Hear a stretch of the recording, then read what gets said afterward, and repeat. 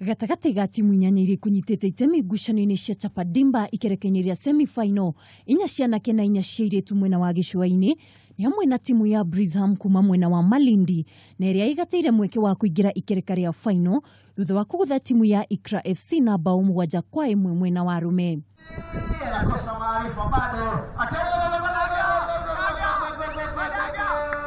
Breezeham mayukirie uhotani ngatho kuri hat-trick ya muthaki Jeffa Samuel, McDonald Thuva na Mohamed Suleiman, nake muthaki mlewa Edison aigiria bao ya muthia, nayo ya Ikra FC ya kuigiria maithori ya kunikuo ni Nur Takame.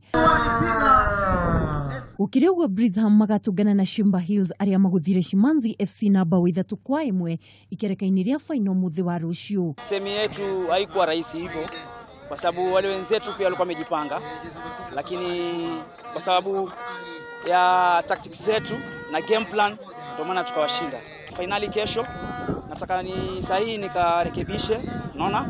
Nikarekebishe makosa yenye nimefanya, niangalie the strongest points yenye naweza tumia. Mwena wa Nyarari WAA Girls kuma kaunti ya Kwale hamwe na Sologwidi kuma Malindi megatira mweke wa kuingira finals muthi wa rucio. Kilichofanya zaidi tushinde hii game ni kuwa focus yetu ilikuwa kwa game na focus yetu ilikuwa kuwin, si kusikiliza kelele za watu. Focus yetu ilikuwa kwa game yetu. Muhotani ikereka-ini ria final niwe ukarugamirira kaunti ya gicuani ikereka-ini ria final cia bururi. Girifotera Kameme TV, jitagwo mwihaki wa dogo.